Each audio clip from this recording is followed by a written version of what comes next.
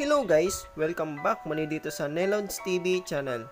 At for today guys, ipagpapatuloy po natin yung ating tutorial kung paano po mag-transfer ng funds at kung paano po mag-activate ng robot sa Royal.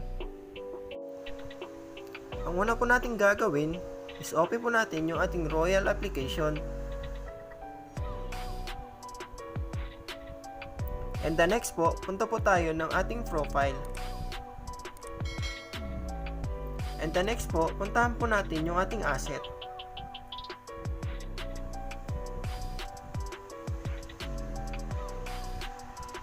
And the next po, puntahan po natin yung ating deposit.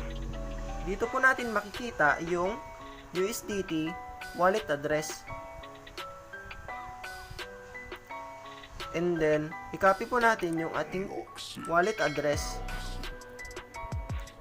So, nakopya na po natin. Susunod natin gagawin ay puntahan po natin yung ating Binance wallet. And then, puntahan po natin yung ating spot wallet. Dito po natin makikita yung cryptocurrency ng USDT.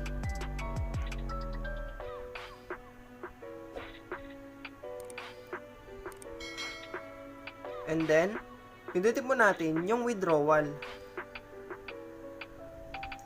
So, dito po natin ipi-paste yung ating USDT na kinopya kanina, yung USDT wallet. And then sa network, automatic na po yan naglalagay. So, sa amount, ang ilagay po natin dito ay 101 dahil meron pong fee na 1 USDT. And then, click po natin yung withdraw. Hindi po tayo makapag-transfer hanggat wala po tayong balance. So, ngayon naman po, paano po natin ma-activate yung ating robot? So, ganito lang yun guys. Puntahan po natin yung mine ulit. And then, pindutin po natin yung activate. So, ito po yung activate. VIP view permission. So, click lang po natin yan. And then, meron po dyan pagpipilian. Merong activation annual fee at meron naman po activation code. So, ang pipiliin po natin dyan ay yung annual fee. Okay? And then, kailangan nandito na po yung inyong pinasa na USDT sa ating Royal. And then, i-click lang po natin yung activate. And then, confirm.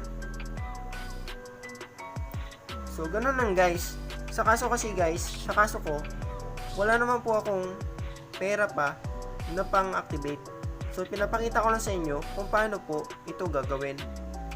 So, sana po nagustuhan nyo or may nakuha po kayong aral at may natutunan po kayo sa tutorial na ito.